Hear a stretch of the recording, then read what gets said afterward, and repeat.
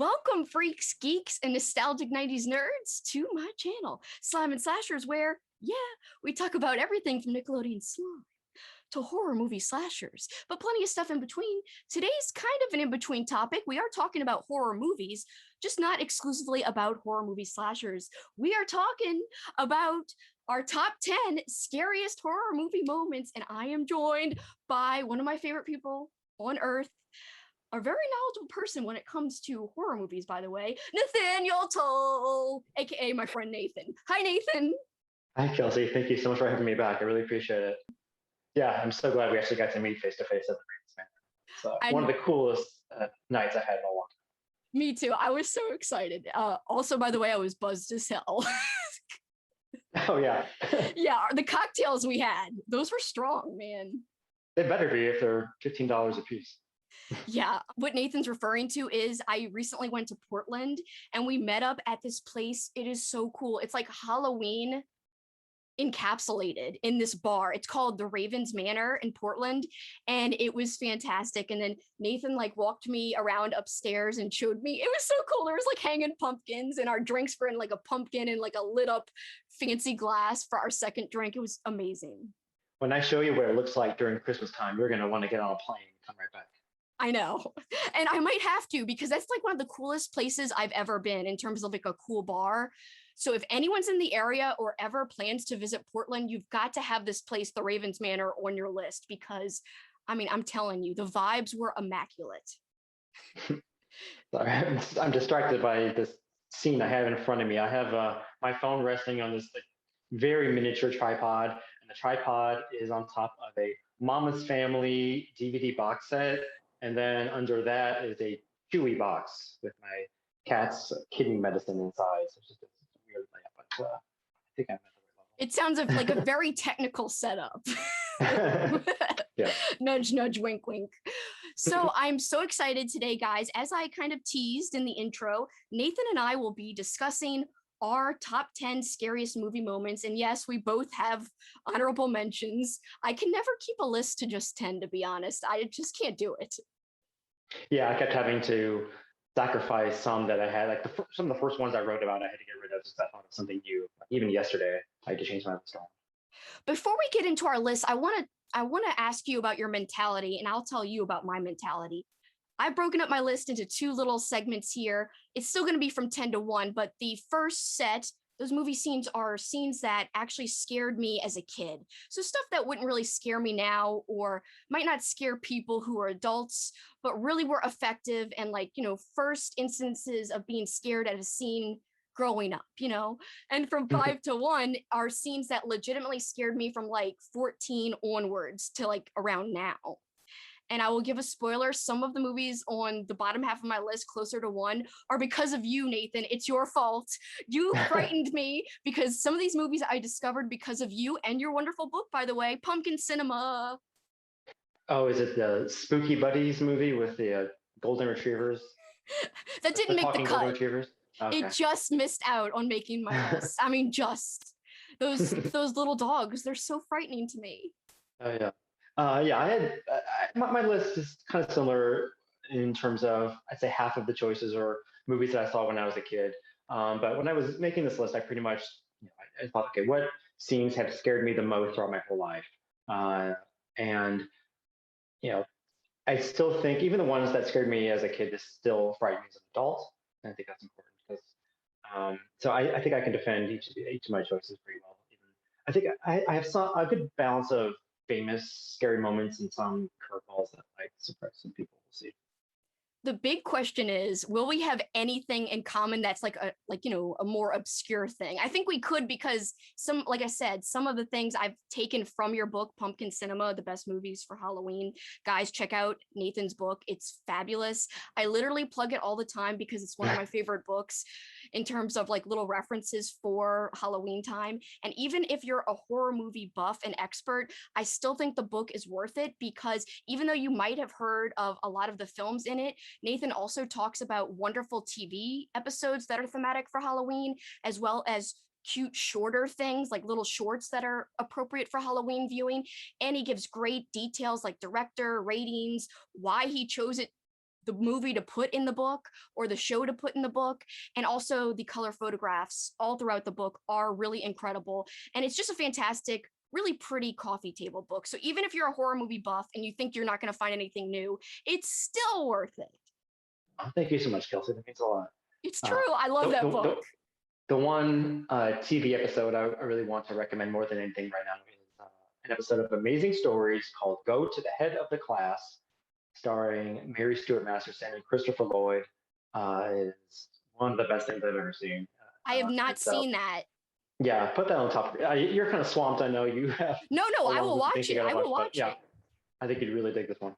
How do you find it? Like on YouTube, or is it streaming somewhere, or do you know? I have no idea. I have it on DVD. Oh, you lucky. I'm gonna search for it afterwards. I'm gonna go back and Okay. search for it.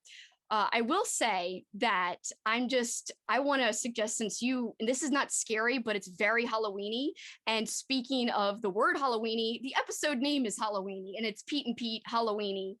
I Oh yeah. think that's one of the best Halloween episodes ever. So anybody looking for a thematic TV episode, check out Nathan's pick or my pick, the episode of The Adventures of Pete and Pete. Halloweeny. It's so good. It's so good. That's the only episode of that show I've ever seen, but I did like it. That's the only one you've ever seen. There's so many good And episodes. yeah, it was really smart. And It was had very they been just like thematic. a couple years younger, it probably would have been one of my favorite shows. It's very artsy, but I think you can still enjoy it as an adult, but it is kind of hard to find. However, you can find some of Yeah, it on YouTube. it kind of had vibes of Malcolm in the Middle, from what I remember. Like, Yeah, it's very quirky, but also really smart. exactly. I think that's a great comparison. Very good comparison. And I know you've got an episode of Malcolm in the Middle listed in your book as well. Oh yeah. Yeah, Oh, I missed that show. me too. It was a great show. Bryan Cranston. Oh, so good. I Whatever also, happened to him? oh yeah, I wonder. I don't know. He made a little show, I think, called Breaking Bad. Never heard of it. Yeah, one of my favorite shows of all time. All right, without Okay. further ado, let's get into the list. We both love Breaking Bad, but it's time to talk horror. All right, so my number 10, which is a movie from my childhood, one of my first horror movies, a made-for-TV movie. You know, might be cheesy to some, but at the time when I first saw it, in the first couple of times, it scared me. So I'm going to name a scene from the movie Children of the Corn from 1984. And it's the scene where he says, "He wants you too, Malachi. He wants you too." Malachi!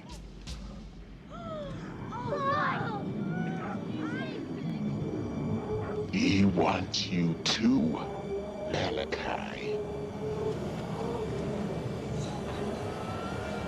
He wants you too. I love that. I love that movie so much. I love that part so much. Malachi's a lot of fun, but this scene in which Malachi is getting his comeuppance basically, and he's about to, get taken care of. So that's my number 10. My number 10 is from a movie that when I was a kid, I was looking through the newspaper. I was just kind of like, I was in the movie ads, and I saw an advertisement for Creepshow 2, and it had an R with a square around it, and I had no idea what that meant. So I had to ask my parents what the R meant. And so that's how I learned about R-rated movies. I probably saw Creepshow 2 when I was 8 or 9.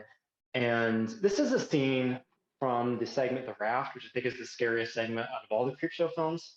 And it's one that never comes up. It didn't come up on Bravo's 100 scariest movie moments. It's not going to come up on Shudder's, I'm afraid. Shudder 101 scary movie moments. That's happening right now. We just have, I think, one episode to go, and I highly doubt it'll be in the top 10.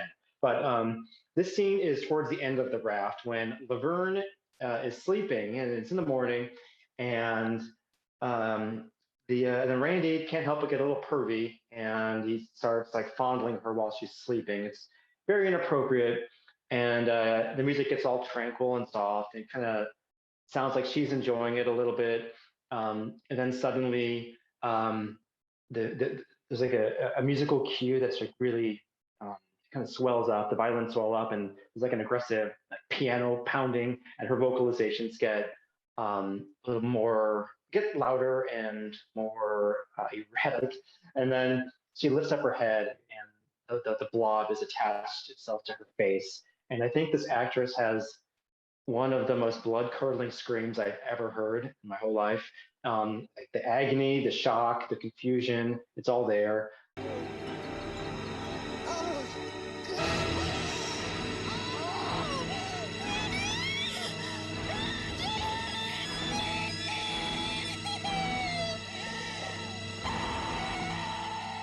Scared the hell out of me when I was a kid, and it still has an effect on me today. And the way that like Randy just like stares at her in absolute shock while the blob is taking her away, and she's screaming his name, and it's very very scary. All right, so my number 9 is from a very famous movie. I'm sure you guys will know the scene. So my number 9 is from Jaws from 1975. The underwater tooth scene, the jump scare where we see the Yeah. body fly out. As a kid, that really got me. And after seeing it quite a few times, my friends and I would rewatch that particular scene over and over again. And we're like, yeah, like, and we'd all like cheer when that part came up.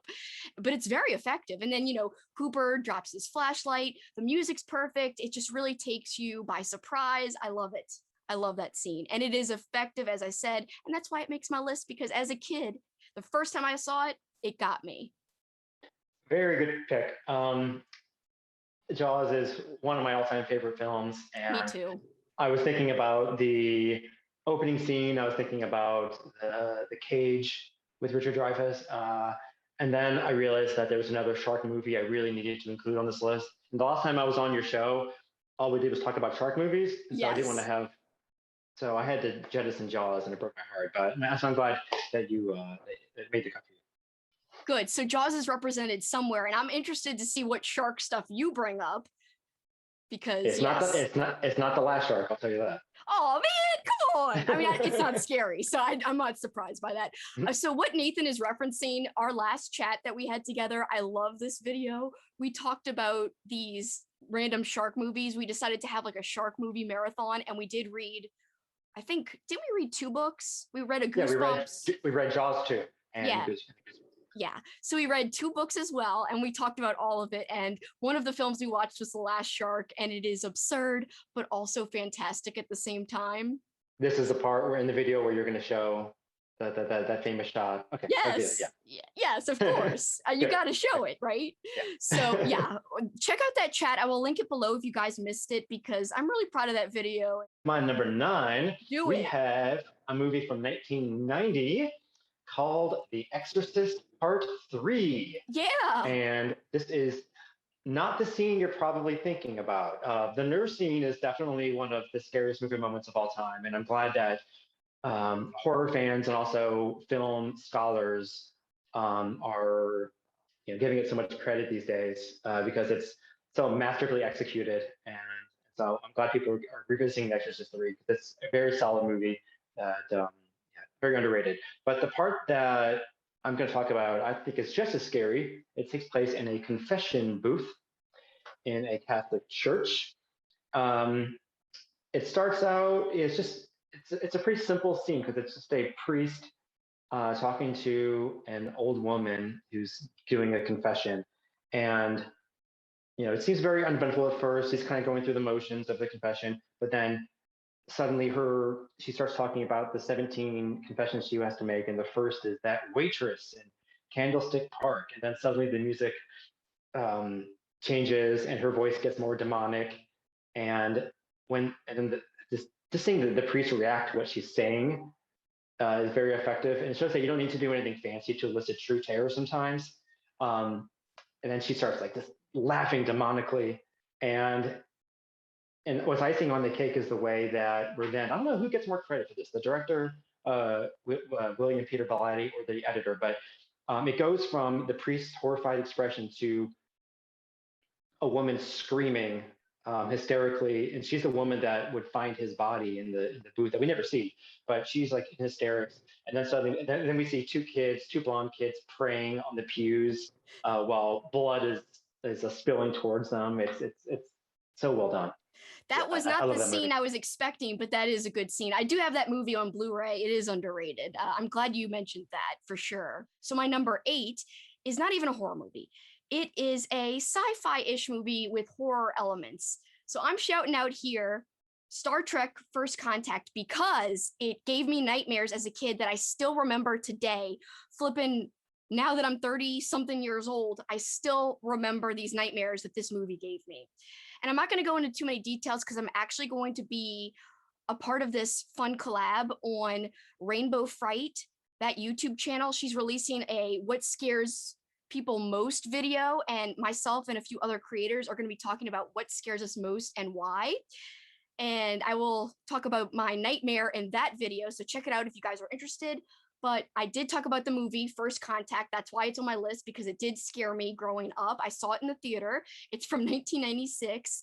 And what scares me is the Picard eye scene. So Captain Picard is looking in the mirror and he's remembering how he was turned into a Borg. And in one instance, he sees the Borg eyepiece needle coming right for his eye. Stuff to do with eyes freaks me out so bad. And this movie is part of that because I hated that scene. It freaked me out. It scared me. It terrified me. I looked away. And yes, get your eyeballs out of here. I hate looking at stuff with eyes. And that scene just, it really makes me like, blah, blah, blah. Yeah, No. I'm exactly the same way. I have never seen a Star Trek movie in my entire life, and I'm ashamed to admit that. But just a couple months ago, I thought, all right, I'm gonna give these movies a chance. So they're on my list. It's gonna happen sooner rather than later, and so I'm glad to know that. Yes. I'm glad to know it's not just like the first few that are worth seeing. So I was happy to hear the date. That was like 96, you said? Yeah, 96. Cool. Look forward to that. All right, my number 8 is okay. Let me set the stage here. I have severe arachnophobia. This is an affliction that I've had to deal with my whole life, and it just gets worse every year because I used to be able to watch films like Kingdom of the Spiders, but I'm no longer able to because I am just so afraid of those 8-legged freaks. So I had to include one spider scene on this list, and this one is from a Wes Craven film from 1988, The Serpent and the Rainbow. The scene takes place right after the part where Bill Pullman is staggering through a village in Haiti, realizing he's been poisoned. He falls to the ground, and as people are looking down on him, he's like, "Don't let them bury me. I'm not dead." And then after that, he is in a coffin. He knows all about the voodoo practices in Haiti, so that's why he's paranoid, of course. So he's in the coffin. He's being buried alive. He is momentarily paralyzed, but he's still fully aware and awake.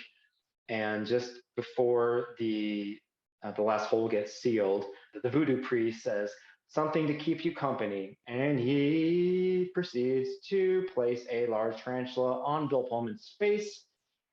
That is unfair to Bill Pullman and unfair to me. That's too much, and yeah, I had to cover my eyes like a coward when I saw that. Yeah, it's just my absolute worst nightmare. And that's why it is my number 8.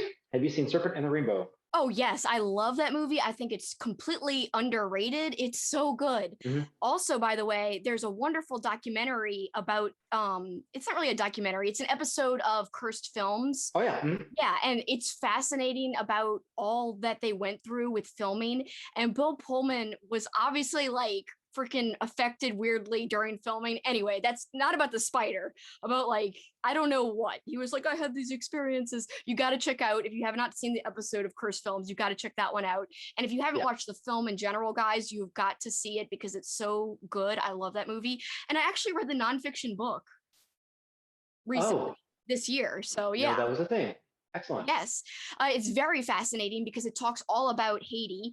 And the writer who wrote the nonfiction book actually was a part of the Cursed Films episode. So he like talks about how they interpreted the book and how, how he felt about it and all the experiences, because he was on the set.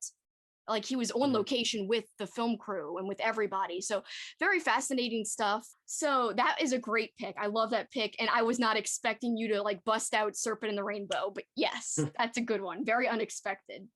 All right. So my number 7, I want to shout out. I had to wear this because this is on my list. So I'm going to be mentioning It, of course, It with Tim Curry. So the mini series from 1990. And I also am wearing It earrings. We float down here. We all float. So as a kid growing up, this was on TV a lot. And that is why it really effectively scared me. I remember being on the phone, not a cell phone, like a telephone, a home, like a landline with people, and we'd both be watching the movie at the same time. And we'd be like, the part's coming up, the part's coming up. And even though we'd seen it like 1,000 times, so many parts of the movie were terrifying to us, even though, it's always on TV. So I love this movie overall, but I guess if I had to pick one scene to shout out for being creepy is when Georgie is talking to Pennywise in the drain. And there's cotton candy and rides and all sorts of surprises down here. And balloons, too. All colors. Do they float? Oh, yes. They float, Georgie. They float. And when you're down here with me, you float too! Oh, yes. Such good stuff. And also, the shower scene with Eddie is frightening as well because he has that same face with the teeth. Just so much good stuff. Like, so creepy. It truly terrified me as a kid growing up. Excellent choice. I adored the original as well growing up. Yeah. I mean, I know it's probably a popular choice and it's, it's not reason, obscure, but I mean, it truthfully, like, I'm not making it up. When I was growing up, that really irked me, that movie. Like, there were times where I was on the phone with people or like in the room with people watching it, like under a blanket. I was like, Yeah, it's probably good that we started with Pennywise in terms of scary clowns, and we didn't start with Art the Clown. Oh my God. We got a little training in before we had the big leagues. I can't imagine being a kid and seeing Terrifier or Terrifier 2 or my first clown being Art at all. So yeah, thank goodness, like, Pennywise was scary enough. I don't need Art. Yeah, no. Scary and also fun. Yeah, exactly. There's a little bit of fun. I always look forward to revisiting. Yes. Can't say the same about It Chapter 2. That's for sure. Yeah, oh my God, so bad. I rewatched it recently. As bad as Chapter 2 is, like we're talking about now, the miniseries, just so many nostalgic feels, some great stuff. I do want to recommend the making of documentary called Pennywise, The Story of It. You can currently Still need to watch that. Yes, you've got to watch it, Nathan. It's so good. So many great tidbits in that documentary and some great, old school behind the scenes footage as well. You could rent it on Amazon. It's like through Screambox. So it might cost, but you could find it there, and you could also find it on Hoopla. We're going all the way back to 1959. Whoa. The good old days before QR codes. We got House on Haunted Hill. The scene I'm talking about is when Nora becomes trapped behind a secret passageway in the house. She's crouching down, she's holding her candle, she's knocking on the walls, noticing that certain parts are echoing in a weird way. And then, it's very, very quiet. And then she stands up, turns around, and right there is an elderly woman with a very scary face. Her arms are outstretched. And very, very scary. It's a loud musical cue there. And Nora is screaming. Then the woman, her face does not change. Her arms are still outstretched, but she floats past her, floats out of the room. That really got to me. One of the all-time best jump scares of all time. So well done. I also really love a scene towards the end where there's a skeleton with Vincent Price's voice. And I love it. It's like, come with me, murderess. Come with me, as the skeleton finger presses down on her shoulder. I love it. So, House on Haunted Hill is my number 7. Going classic and old school there. I like it. Like a lot of variety here. I love your list so far. I really do. And this is my number 6 overall on my list. This would be definitely the number 1 movie I saw as a kid, though. So this is frightening. It's technically not a kid's movie, but a lot of people mistook this as a kid's movie because it is an animated movie. So my mom and dad bought this on VHS for some reason. I guess because they maybe thought it was a kid's movie and they were cool with it. Watership Down. Watership Down. It is frightening. And Yes, this is why it's on my list. It's from 1978, by the way. There are so many disturbing scenes. You could literally name 4 or 5 scenes, but I'm going to call out one scene in particular. And it's the scene where this character, this bunny named Holly, he's remembering the Warren's destruction and he's telling the other rabbits about this destruction. So the imagery in this scene is so off-putting, and also the music is really just like the vibes of the music. It's just too much. So it combines to basically produce one of the most horrific animated scenes, in my opinion, ever. What happened? Our Warren. Destroyed. Destroyed? How? Men came. Filled in the burrows. Couldn't get out. There was a strange sound. You see? And literally, like, the scenes you're seeing are like bunnies suffocating, like in tunnels, like red eyes rolling backwards. And I saw this as like a 7-year-old. A 7-year-old. So yes, it scarred me. It was terrifying and scary, and it definitely deserves to be on this list. Yeah, you are not the only one that was scarred from that movie. I know. I wonder if Probably it's going to some- be on someone else's list. We'll see. There's probably some support group. Yeah, there has to be. I know I'm not the only person who saw this movie as a kid and probably was not supposed to. Yeah, excellent choice. Yes. How about you? My number 6 was not marketed to children. This is my shark movie Yeah. from 2003. This is Open Water. Yeah, that's a good so- one. Yeah, this is my ultimate, my worst nightmare shown in a most realistic fashion. It's like the last hour of this movie is just, it's almost like one long terrifying scene. So to pick one moment from that was difficult, but I'm gonna single in on the night sequence. This is, Susan and Daniel have been pretty much essentially floating shark bait all day long. Daniel's already been bitten, they're tired, they're going insane. And the scene is so well directed. It's almost like a relief that you can't really see what's around you. Like if I were in this situation, it's like, what's worse, seeing them or not seeing them? And so when it's pitch black, you don't know what's going on. And then there's also a lightning storm. And so every now and then there's a stroke of lightning that illuminates the water and the characters. You'll see shark fins. There's some really spooky underwater shots of the sharks. And then Susan will say something like, "Oh my God, there's something rubbing up against my foot." And the sound editing is perfect. And she says, "Daniel, don't leave me. Don't die. Don't you dare leave me here all by myself." It's heartbreaking. When I saw Open Water in the theater, I'll never forget this. No scene has had this effect on me before, where I was watching this night sequence. My face was not moving. I don't think I was blinking at all. And at a certain point, I just felt this tear rolling down my face because I was that scared. And I don't know why. I don't know why I had this movie on DVD, because I don't think I could watch it again. It's so emotionally exhausting. Yes. But it is a masterpiece. Yeah, I actually also saw it in the theater, and I had the same reaction to that part. I didn't have a tear, but I was really frightened. I love sharks. They're my favorite animal. And one of my dreams is to like go in a shark cage, but like at the same time, I'm also really scared to do that. And when I was a child, I don't know, I think this is a common fear for some reason. Like when you're in a swimming pool alone, like you feel like something's down there with you, even though you know there's not. It's not the ocean. But it's like that fear is almost like it's like a primal fear or some kind of fear that's just like built into us that we can't even explain.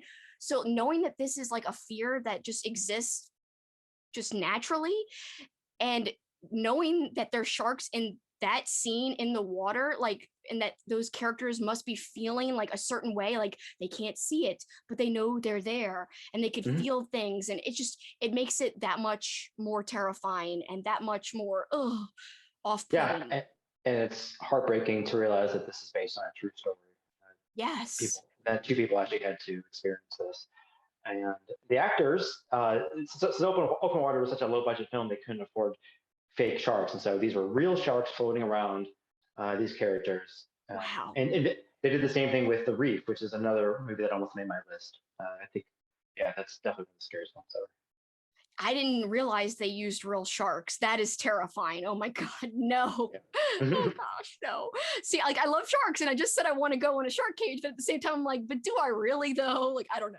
It's like a little Yeah, dream yeah, that I'm okay with. I know. I'm on the fence about that too. It would definitely make me feel alive, and it's always been like a bucket list item. But I don't know. We'll see. We could Um, go together. That would be fun. yeah, it would have a nice 47 meters down experience. Oh my God. But we'd have moral support. I mean, at least That's true. I don't want it, what To- happens in 47 meters to happen though. No, no, no. To quote the Smiths, to die by your side, what a beautiful way to die. That's not the right words, but you get Oh, I wouldn't be alone at least. Like that would be great. But I don't want to have a 47 meters down experience. So like, let's have a shark dive that's fun though. Like, let's do okay. it. Yeah. Consider it done. That is a good choice. That is a truly terrifying scene. Very well done. Very well done. I love that. All right, so now I'm going into the top 5 territory, and here is where we go into the part of my list where it's stuff that scared me when I was older. So I would say, as I mentioned in the beginning of this video, movies that scared me from 14 later, like even like I said, to around now. All right, so starting with number 5 for me, and it's again another thing to do with eyes, and I just saw this for the first time, I think 2 years ago, 3 years ago, I can't remember exactly, but somewhat recently, and I did squirm in my seat. I did like look through my hands. I was physically just messed up when I was watching this. I was like, no. It affected me. So this is the What are eye you talking about? the eye scene from Strange Behavior / Dead Kids from 1981. There is a needle. Our nurse is holding it, and she's literally like about to inject this dude's eyeball, and it freaks me out. It freaks me out. Like just talking about it with you, I'm like getting all like sweaty, kind of like my blah, blah, blah, blah. Anyway, that is my number 5 for sure. What is your number 5? You want to do some squirming? Let's talk about an anthology film from Mario Bava called Black Sabbath. The first 2 segments are pretty solid, but they easily saved the best for last. This is called A Drop of Water. It easily has the most sinister and horrifying looking corpse in film history. I have no idea how they achieved this effect, and I don't want to know because it might take away some of the magic. The part that I'm talking about is when they show her and the camera like zooms in on her face. She suddenly sits up. It is gives me chills every time. And then the woman, the main character whose name I can't remember, she leaves the room. Obviously, and then she enters a new room, turns around, the corpse is right there in the rocking chair with a cat on her lap. And just every time you see this corpse, and it's nightmare fuel. The location of this apartment, it's almost like she's in a lighthouse with the way the lights are always bouncing back and forth, casting shadows on the wall. I love the segment A Drop of Water. And if you've never seen it, check it out for sure before Halloween. It'll give you the fright that you need. So I have not seen that, but it's been on my list, and it's like I've not gotten to it like for a couple of years. So obviously I have to get to it. If I have extra time this year, I've got to add it. Yeah, I think you'll. Yeah. Okay, well, I'm adding, my movie list is growing. I knew this would happen when we had our chat, but that's okay. I like that. I love movies. I know you've seen the last 4 films. You do know that? Yeah, so your list won't grow anymore. Okay, good. Oh, that's good. I can manage it where it is now, so that's good. Okay. All right, so now my number 4. All right, I know this one is in Pumpkin Cinema. I know this one is definitely there, and I know this is your fault, for sure, 100%. So Dagon from 2001, I recently read what you wrote about the movie in there, so I know it's in there because I read it on one of my videos. The face What scene. scene are you going to talk about? Yeah, I'm sorry. Yes, like what scene could it be, Kelsi? Like, come on. If you've seen the movie, guys, you would know what scene without me even like going into it. There'd be no guessing games. It's that scene. No, I beg to differ, but go ahead. Oh, well, I mean, there's a lot of terrifying scenes, but like that's like one of the most realistic, gory scenes I've ever seen. It doesn't look fake. There's a face. No. I don't want to spoil it. Like, should I describe it, Nathan? What should I say? Yeah, you can describe it. not. There's like I a mean, face being cut off. Like, it's not so much a spoiler than as a warning. it's very, very. I had to cover my eyes. I literally like was walking around like pacing. Like I can't. I was debating like turning it off. And I know like, so are we talking about scariest or grossest? It was scary to me because I imagined, this is why I consider it like a scary moment, because I imagined how I would feel somebody coming like this happening to me, like like this taking place on my face. And I was like, I can't take it. Just the fear was welling up inside of me. Like, what if I was in that situation and that was going down and my face, I was cutting it off and it was somebody was cutting it off? I would freak out. And anyway, I don't want to imagine it because it's terrifying, and that's why it's on my list. Yeah, great choice. I've seen Dagon a few times, and I've had to cover my face during that scene with all the rewatches because yeah, I don't want to look at that again. It's all your fault. It's all your Yeah, fault that I I saw actually it. got to see Dagon in theaters. It was playing at the best theater in Portland called the Hollywood Theater, and every year they have an HP Lovecraft Film Festival, and one year they show Dagon. And so during that scene, rather than look at the screen, I was just looking around at everybody else in the audience to see how much they were squirming and looking away. That was entertaining. Yeah, I fucking love Dagon so much. This is a Stuart Gordon movie that's very underrated. And in my honorable mentions, I did have Dagon. It was actually originally on my list. I had to get rid of it though. But the scene I was going to talk about was near the beginning when Paul checks himself into the hotel in this Yes. decrepit village. It's just, I love everything about it. The set design's great. The fact that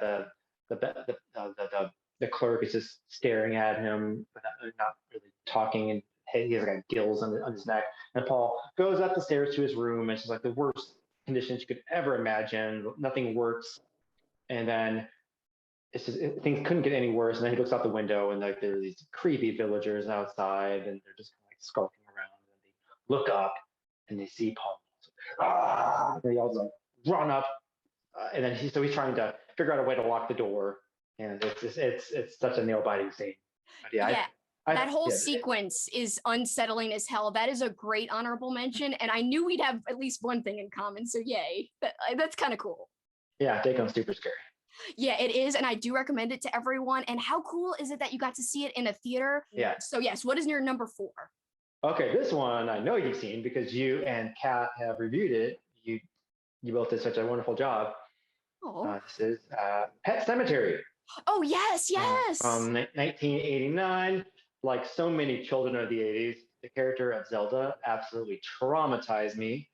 And that's why I've only seen this movie twice. Just the thought of having to revisit the scenes with Zelda just fills me with dread and unease, like hardly anything I could think of. Like I had seen many horrific looking monsters in films before I saw Pet Cemetery, but they were all like demons, zombies, masked maniacs, things like that, pure fantasy. And as opposed to Zelda, which was like a real teenage girl who was a monster because of a real life disease that she had. And it made me feel so sad watching this as a kid. And like making it extra heartbreaking was the fact that she's like rotting away in this bedroom in the house, and that it was up to her younger sister to like feed her sometimes. So that makes the character of Rachel so sympathetic. And yeah, all the scenes with Zelda are very scary. I'm talking about the very first time you see her. Yes. And yes. because this is so shocking. And I remember like, in the early days of the Internet Movie Database, IMDb, I went to the Pet Cemetery message boards, and like pretty much every single thread was about like, how much Zelda traumatized them as kids. So I felt like I was in good company, and it was clear that many of us were just simply too young to be watching Pet Cemetery. It was like a therapy group in the message board. Yeah. Yeah. I like the 2009 remake a great deal, but I'll admit the scenes with Zelda are nowhere near as scary, but that was almost a relief because I was nervous in that theater when I knew her scenes were about to begin. Yeah, there you Yeah, I love that choice because the original Zelda is so off-putting, unsettling in terms of how they made her look. And I will say, like I mentioned about the documentary about the making of Pennywise, there's also a fantastic documentary about the making of Pet Cemetery, and Yeah, that is fantastic. By the way, Pet Cemetery directed by a woman, awesome, and Zelda played by a man, pretty that is cool. true. Yes, it is true, and it's talked about in the documentary.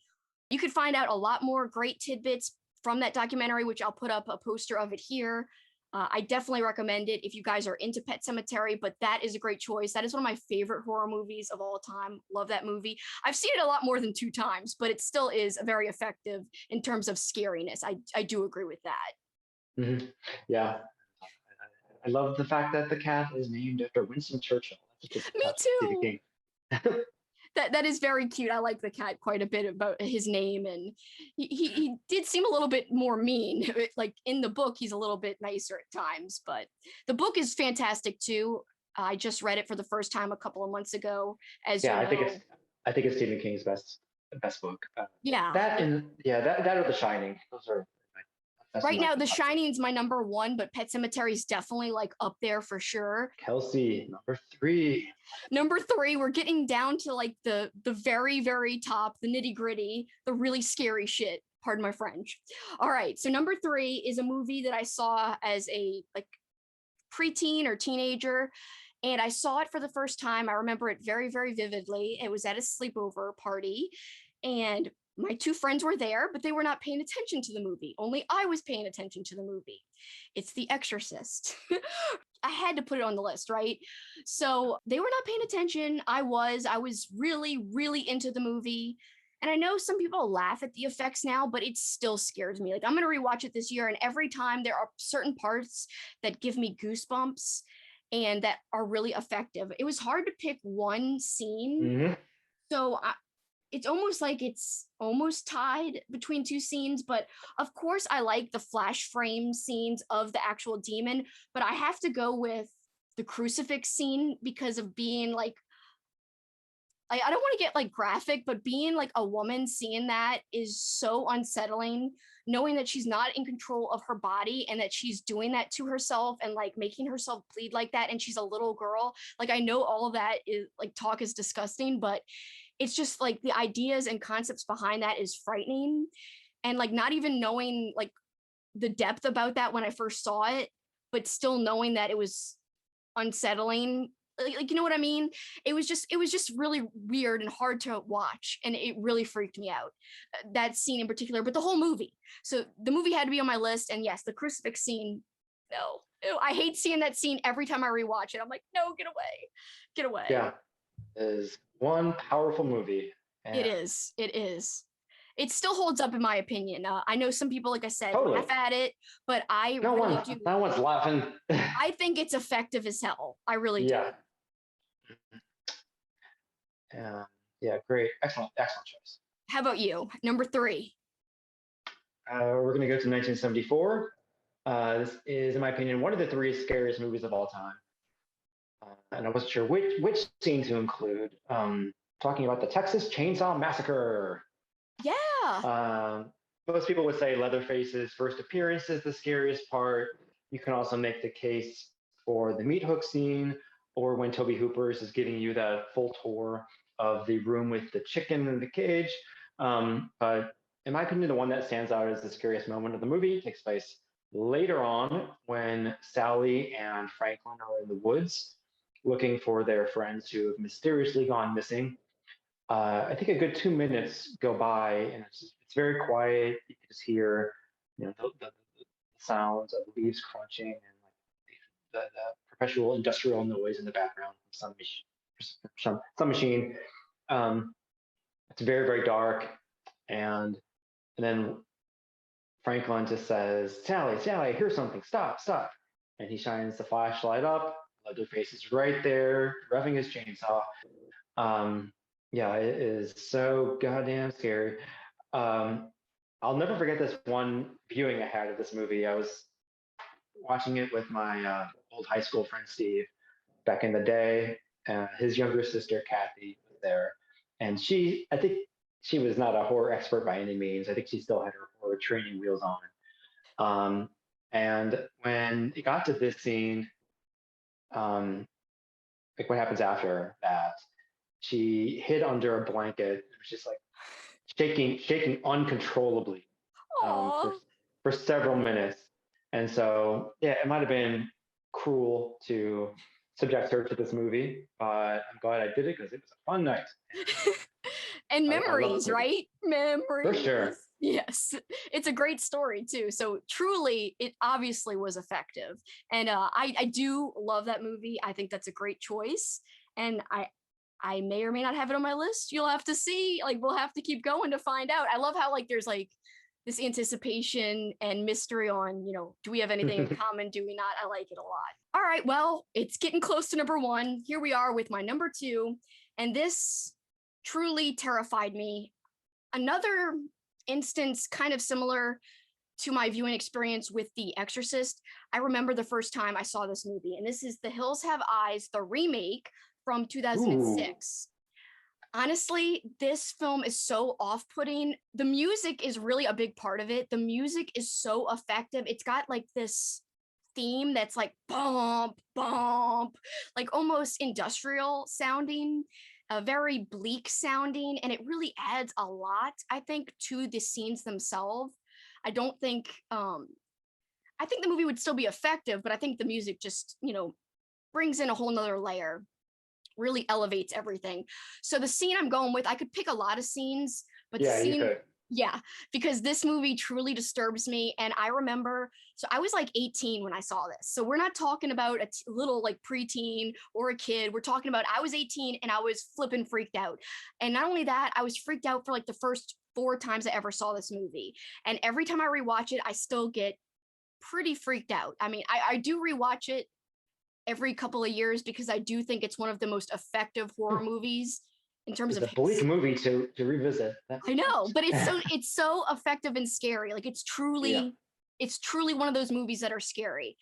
So the scene I went with was the trailer scene where somebody's set on fire as a distraction and shit's going down in a trailer. I really don't want to get into super specifics only because I feel like if people haven't seen this movie and they're looking for a good scare, they should go and seek it out. So I'm not going to like elaborate too much, but a ton of stuff happens in this trailer with these women and these like really off-putting looking dudes who are just like living out in the deserted desert, and it's just so disturbing what happens in this trailer.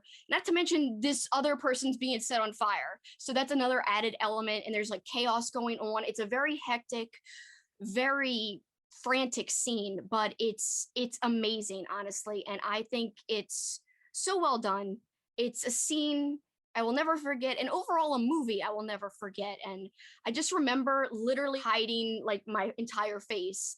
There were scenes I couldn't watch the very, very first time. And do you ever recall having a feeling where your stomach drops? I felt like that and that's like a rare thing. So I felt like that while watching this, and that's why it deserves to be on this list. Yeah, I was a nervous wreck seeing this movie in theaters. I felt physically unwell. And yeah, it is a grueling movie, truly scary. It is a movie I can't say. Yeah, I don't know. I wouldn't know which film to include for this movie. Yeah, it's just it never stops being scary. I know. I mean, like, because the end is freaking scary as hell too. Like, there's so many Yeah, parts that are scary in this movie. Oh, yeah. So yeah, I had to include the movie on my list. It was so tough to narrow down the scene because technically, like I said, you could just choose the whole thing. Like, hey, the one big scene, it's a movie. The whole scene, the whole movie. It's one yeah. scene. For some reason, it never came to mind when I was putting this list together. But yeah, that would be one I'd be tempted to include for sure. Yeah. Great job. So, Great job. thank you. What's your number two? Where are you going? All right. So you have a hard R for your number two. Mine is a PG-13 movie from 2010. We are talking about Insidious, Oh, yes. the scariest film in decades, in my opinion. I'm tempted to just make this a four-way tie because I don't know how you choose a moment from this movie. Um, yeah, it's the part where the wife she wakes up from a nightmare and then she hears footsteps outside. From the window, we could see it's like somebody walk back and forth on the balcony, occasionally looking in the window as this person passes. She stares in horror and softly calls out to her husband Josh, sleeping downstairs on the couch. This man's footsteps get louder and louder as he passes the window again, and that's when he suddenly in the room, and then he looks at her and then utters a scream that's very much like Donald Sutherland at the end of Invasion of the Body Snatchers, the remake. Yeah, that one gets to me a great deal. Also, the first time, I guess the first like, major scare in this movie is when the mother enters the baby's room and sees something behind the crib. Yeah, to see that Yes. to see that in theaters in a with like a full audience, that was you could tell everyone was being put through the ringer. And also, I think one of the greatest scenes of that movie is when we're learning about the backstory with Josh, and they're looking through a photo album. Well, not a photo album, but old photographs of Josh when he was a kid. And every time the mother would take a picture of Josh, there would be this spirit or like angry ghost behind him. And with every picture, the ghost would get closer and closer. And yeah, just thinking about that, I just got a chill. So yeah, definitely a great horror classic, and my fingers are crossed for Insidious 5. I did not like that last one at all. All right, so keeping with the eyeball theme, I'm going with the only movie I've ever turned off and never finished since turning it off. I've really got to try to restart this movie because I love this director. So this is Opera, directed by Dario Argento, and I like am getting flustered just like thinking about the scene right now. Like that is how much it freaks me out and scares me.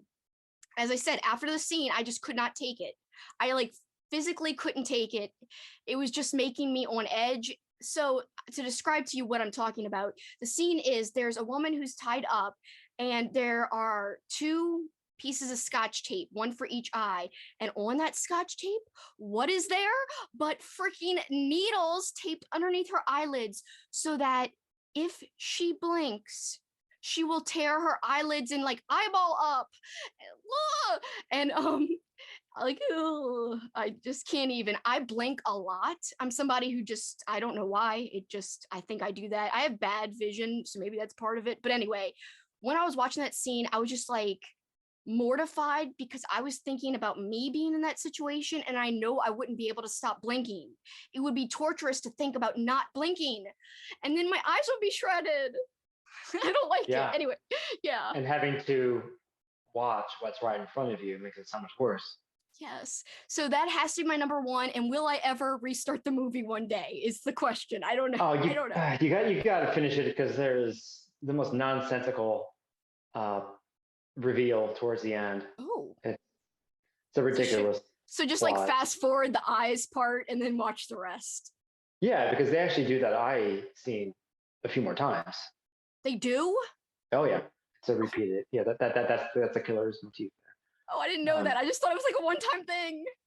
Oh no, that's his gimmick. That's what he does. He's very good at it. I'm freaking going to have trouble watching the movie then finishing it, but yeah. I will, because I love Dario Argento for one, and two, the beginning of the movie was super artsy, like all of Argento's films are, and I want to basically watch everything he's ever directed. So I've got to go back to it so I could officially check it off my list, technically. Yeah, I think one of the most surprising things about that movie is that it's called opera, but in all the action scenes, they play heavy metal music. Yeah. But I was not complaining because I'm a lifelong metalhead. So that part didn't bug me. It didn't bother me either. It was cool. It was an interesting choice. So Argento. I love him. So I am so excited about your number one. I would not have guessed that in a million years if that was your number one. Good. I surprised you. Good. Mine is much more conventional. That's okay. Yeah, for my number one, okay, this is, you're probably all thinking about it. It came out in 2006. It is a remake. I just got 3 words for you. Not the Bees. Not the Bees. Not- Talking about the Wicker Man How remake. could that be This number is a scene where one? Nicolas Cage gets bludgeoned. He gets trapped. They put bees close to his face. The bees are covering his face. They're in his eyes. No, that was my Hollywood Squares joke answer. I was like, how could that be? Like, did you hear me? I was like, how is that possible? Number one Like, I is- was really like, how? I thought you were serious. I was very flabbergasted. I was like, how could this be? Anyway, what is the real answer? My number one is from the scariest movie that there ever, the scariest movie there ever was, the scariest movie there is, the scariest movie there ever will be. I'm a huge Bret Hart fan. Yeah, I like him too. This was on your list, The Exorcist. Yes, yes. Not the scene that you picked. It was hard to choose. Like, what did you do? Yeah. Not like you. I was struggling with it. Did you do the spider walk, the head rotation followed by the line, "Do you know what she did, your cunting daughter?" Yes. But the scene that I ended up choosing starts out where two doctors arrive at the house. They are led upstairs by the nanny. The camera follows them. The camera stays in front of them as they're making their way up the stairs, and Reagan's screams are getting louder and louder, and they are looking so scared to enter that room, and for good reason. She's convulsing wildly on the bed, and they don't know what to do. They've never seen anything like this before. This is the first time we actually see a truly demonized Reagan. This is the part where her throat, there's like a huge lump in her throat, and her voice changes, and I love the way, yeah, she's convulsing on the screen. Reagan's, she's saying, "Mother, make it stop, make it stop." It's just so sad. Yeah. And then the doctors just can't help her. They're just like they're frozen in fear and disbelief. And then we hear that line, "Keep away, that child is mine." We see several shots of the characters reacting to what's in front of them, and that makes it so powerful. The doctors are all staring in disbelief. The nanny is horrified. But what really makes the scene perfect is Ellen Burstyn as the mother. It's just heartbreaking what she's going through. Yes. And like, she's led out of the room, just like in hysterics. And it's so scary and so sad.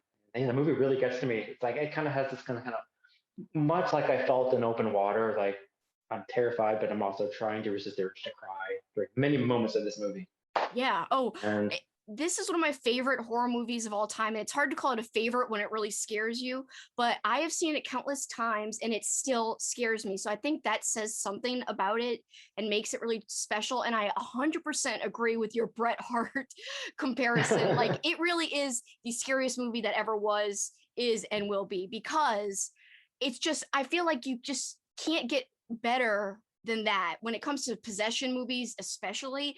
It's just like, it's the standard.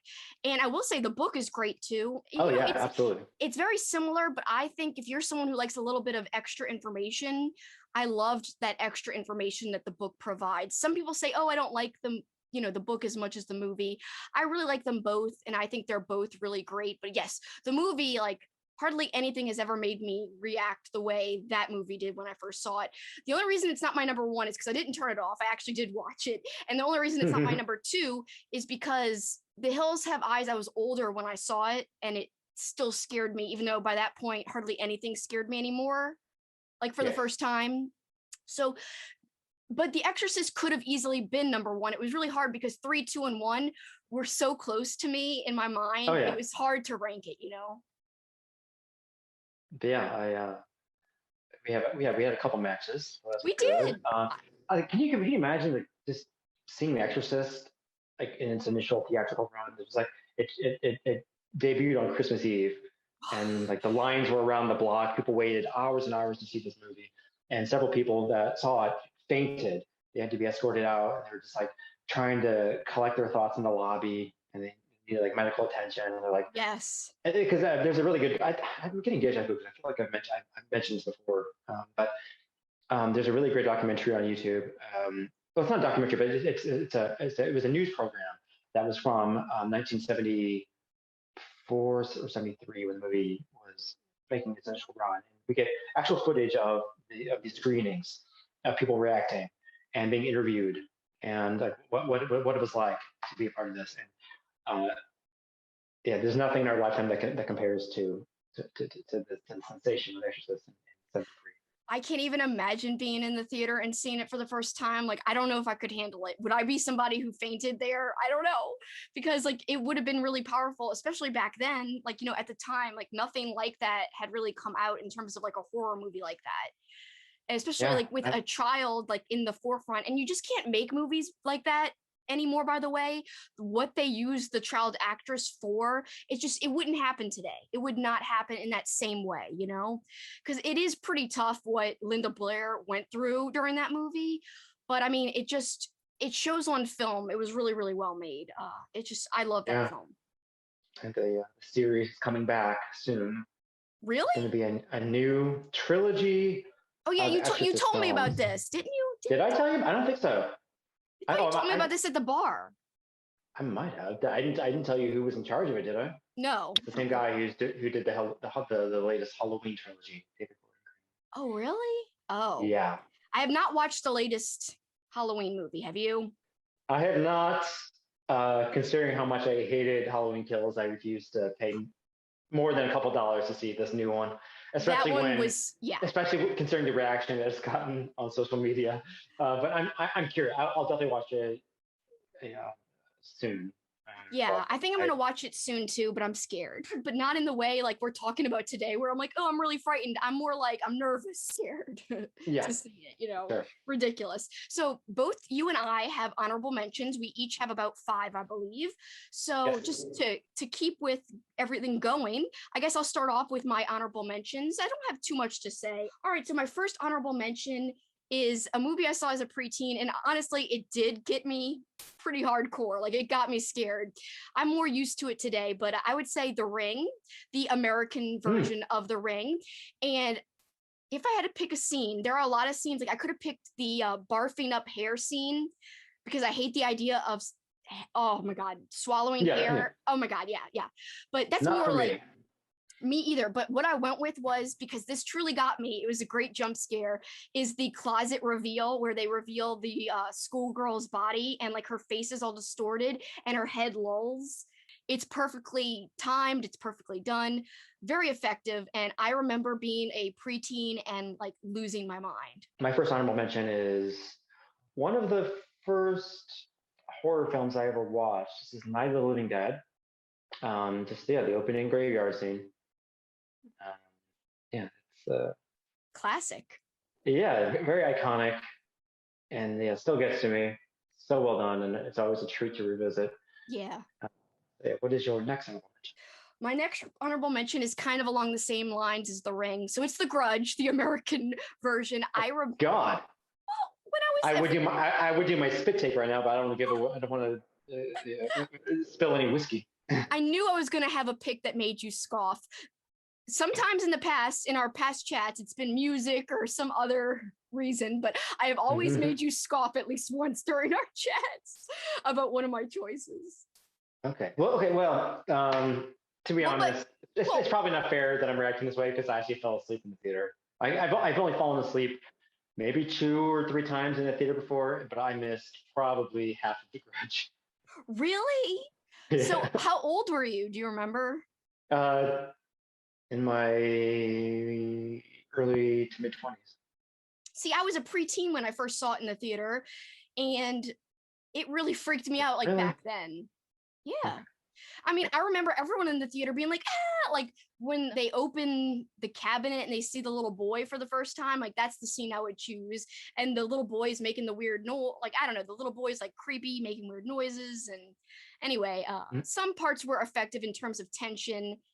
It doesn't scare me now, but it did back then. I remember the first time in the theater. I really do. But I think you'll like my other picks better. So what's your next honorable mention? Well, we talked about Jaws and we talked about Dagon. The next one is from much like Insidious. This is one of the scariest films that came out in a very long time. I just couldn't figure out which scene to choose because this movie is unrelenting. And it's in the fright meter. It is like a 10 out of 10 in terms of scares throughout pretty much the whole duration of the movie. It's The Descent. Yes. Oh my God, that's such a good pick. I love that movie. That's an underrated horror movie. I mean, people know about it, but I don't think it's in like the upper echelon in terms of people discussing it all the time. I feel like it should always be shouted out. I should have put that somewhere on my list somewhere, but I forgot. Yeah. That is truly scary. Would you want to pick a scene, or you can't even pick a scene because the whole thing's pretty terrifying? I don't like the idea of being like in a cave. So just the idea. Other people have said this before, but the movie is terrifying even before the creatures show up. Yeah. You could, if you have claustrophobia, this movie preys on if you're more than just about anything. All right, let's see your next one. My next one is the very end of the movie Session 9.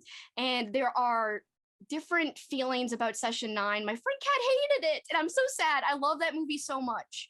And then other people started agreeing with Kat and saying that they hated it. I'm like, why? It's so off-putting. I haven't heard of these detractors. It's sad. Because it seems like it's a movie that's universally revered now. It didn't really make much of a splash when it came out, but it's gotten kind of a reevaluation in recent years. And now, if you look up pretty much any list of underrated horror films, it's going to be on there. So much so that I have trouble even calling it underrated anymore because it seems like everyone's talking about it. I need to. I've been wanting to revisit that one for a very long time. I only saw it once, and I was kind of in the middle. Yeah. I definitely need to see it again. Yeah, I'd like to hear your fresh take on it once you rewatch it. So the ending, that's the scene I'm choosing for my honorable mention because there's this really creepy voice played on like a record or like a tape recorder. I can't recall exactly which, but one of those things. It makes it sound like grainy and distorted. And it's this very creepy, like low voice. I've discovered through my horror movie watching that voices kind of creep me out like eyeballs do. Like a certain pitch of a voice is really unsettling to me sometimes. So there's a line where the voice says, "I live in the weak and the wounded, Doc." I can't even do it. I sound like a weirdo, like bad Gollum or something. But anyway, it is truly effective in the film itself, and that is why it lands on my honorable mention list. I live in the weak and the wounded, Doc. Surprised that neither of us have mentioned The Shining. Oh my God, yes! What am I thinking? I don't know. Yeah, so that was up there. I have a few more that I'm just going to list just very briefly, but yeah, let's hear your last one. Okay. The Mothman prophecies, similar to Session 9, just the voice of the first time I saw it. Now I make fun of the scene. Where he's making prank phone calls? Yeah, yes. At first, the pitch of the voice really got to me and actually gave me like goosebumps. Hello, John Klein. My name is Indrid Cold. And now, though, I make fun of it and I sometimes forget the actual name and I'm always like, it's Ingrid Cole. And that's not the right name. My name is Indrid Cold. Ingrid Cole is so hilarious sounding. So anyway, for a while, I started to be like, my name is Ingrid Cole. And it sounds like an old woman. And so it became like a little joke thing with my friends. But at the time, the very first time, that and the chapstick was hilarious, or is hilarious now, but it wasn't at the time. Where he says, chapstick. It's ridiculous. Chapstick. Yes, go ahead with your next honorable mentions. It's not a horror film, but I guess it's a very bleak drama. This was aired in the UK, I believe in the mid to late 80s. This is called Threads. It is a British film about nuclear war. It is a hellish experience because it's so realistic. It kind of shows you scenarios of what would happen in the aftermath of such an event.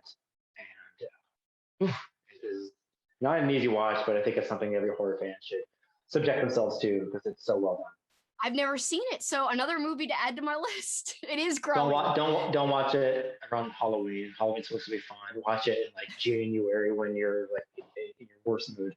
Oh, I forgot. You're a January hater. I'm anti-January. That's right. I know, and that's my birthday month. But anyway, trust me, I also get bummed out in January, like especially this year. Like I have nothing to do on my birthday weekend. I'm gonna be all alone, and it's gonna be sad. Anyway, I understand the January blues and the January hate because even I get a little sad because my birthday's the last thing, and then there's nothing else after that for a long time.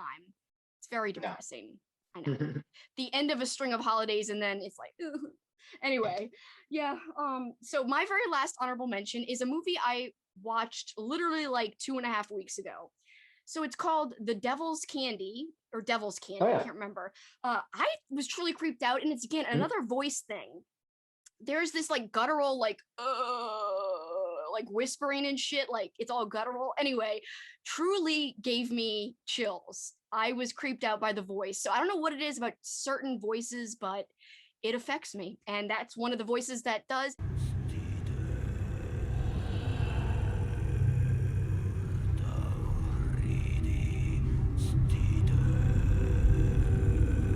And it's a great movie. It's a lot of fun. It's different. It wasn't what I was expecting. I personally liked it a lot. Yeah, I like the music in it, of course. Me too. It was great. Yeah, heavy metal stuff. It was wonderful. Very much so. Yeah. Yeah, in terms of like scary voices, I think Babadook is another one that comes to mind.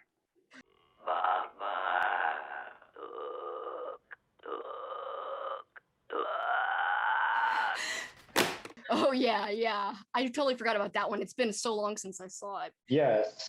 So some of the non-horror movies that really stood out to me. The first one is a movie called The Peanut Butter Solution. It's a Canadian movie that was marketed as a kids movie, a kids comedy.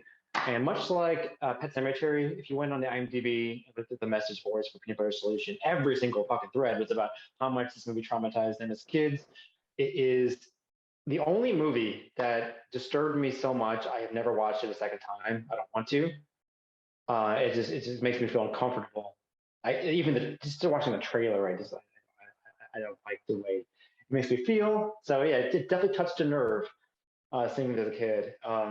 You're piquing my interest. Like you're saying I shouldn't watch it, or I should. You should definitely watch it. Definitely watch it because I want to know.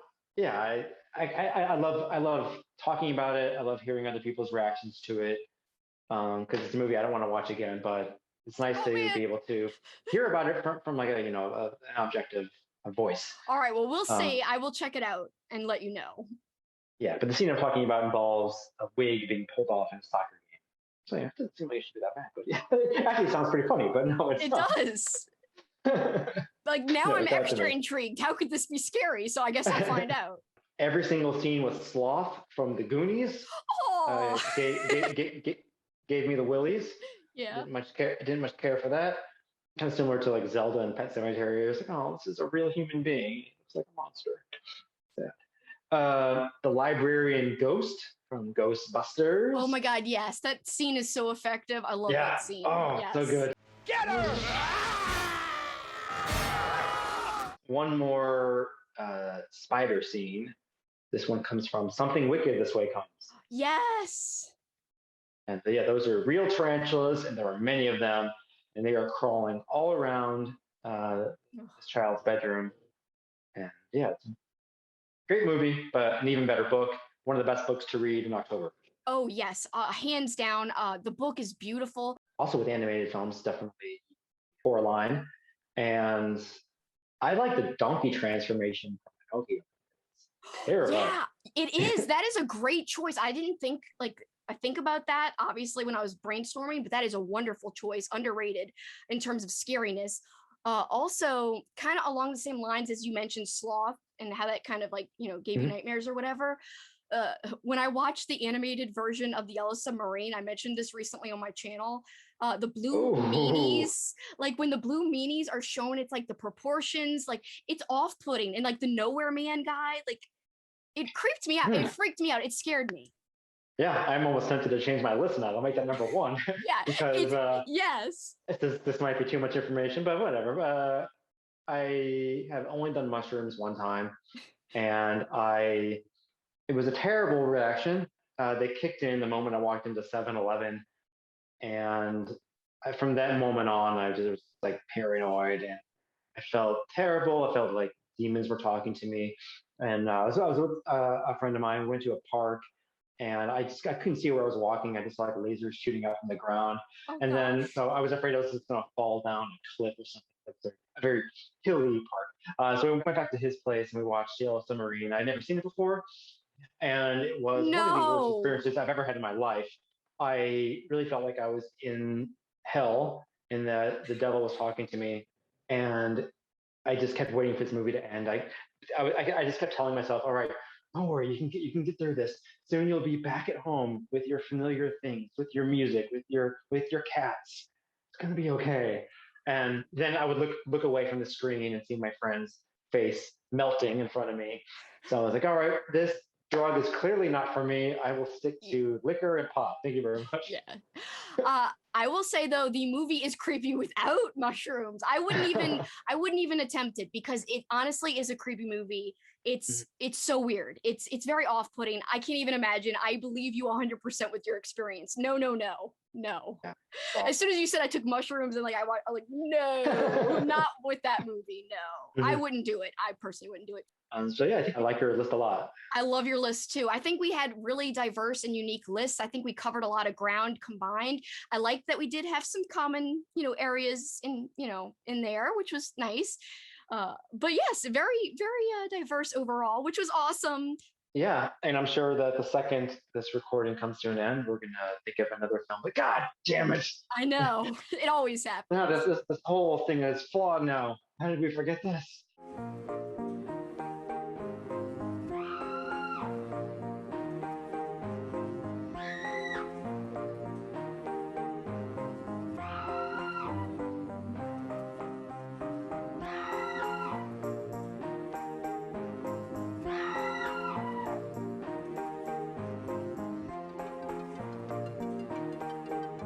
Well, thank you so much, Nathan, for joining me. I really appreciate it. It's been so much fun. Yes, thank you so much for having me back. I always love talking to you. I always love talking to you too. It's been such a pleasure. We got to meet up again. It was too fun. And yeah, I hope we had just final countdown for this Halloween. I hope you make the most of your remaining October time. You too. And happy Halloween, everybody. This has been like our fun little spooky special. So we hope you all enjoyed it. What is your top scary scenes? Comment them below. Here is my Mama's Family Yes. box set. Was pivotal in this recording. And now I know what you were staring at and distracted by. Oh, I love this show so much. It's wonderful. Thank you guys for joining us. And thank you, Nathan. Thank you, Kelsi. Bye, everybody.